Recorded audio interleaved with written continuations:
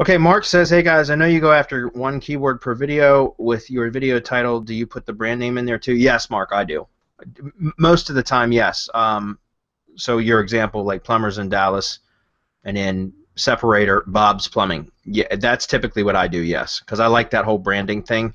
I think it adds kind of, it makes it look more legit.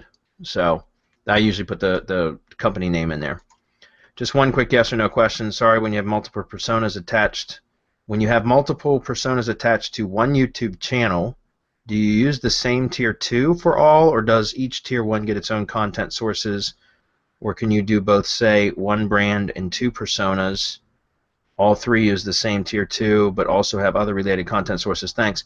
Mark, when you're dealing with tier 2 networks for YouTube, you don't need additional content sources. You can have them if you want, but you don't need them.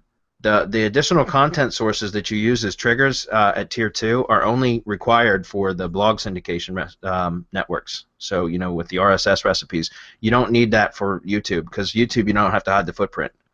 Especially if you use the recipes the way that we show them, the way that we shared them, which is just the embed, the link to the video, and then the link to the channel. If that's all you're adding in the recipes, then you don't need to worry about additional content sources to mask or minimize a footprint. It doesn't matter. We've never had any footprint issues.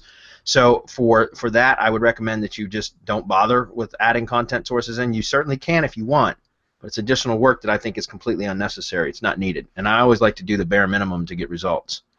So, but if you wanted to do multiple persona, like personally, what I do is I always have new full 2-tier networks. Like if I'm going to create for YouTube syndication, guys, if I'm going to create a tier 1 ring that's a persona based or branded, regardless, every time I create a tier 1 ring, I end up creating the 3 tier 2 rings as well.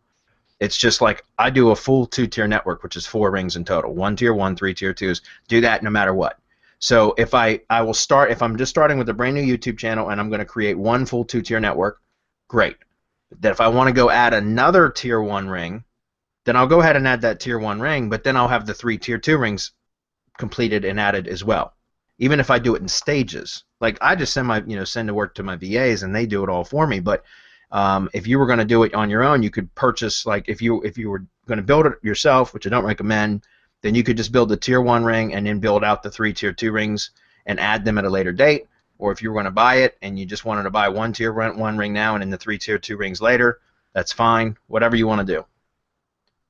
I personally like using the full 2-tier networks for YouTube syndication better than just the single tier 1 rings as supplemental rings. Now, if I have some like spare networks laying around or networks that were part of a project that I'm no longer working on or something like that, then I'll sometimes just add those as independent tier 1 rings to the channel without adding the tier 2 stuff to it. But even then, I usually end up going back and adding the tier 2 rings at a later date. Hopefully that makes sense.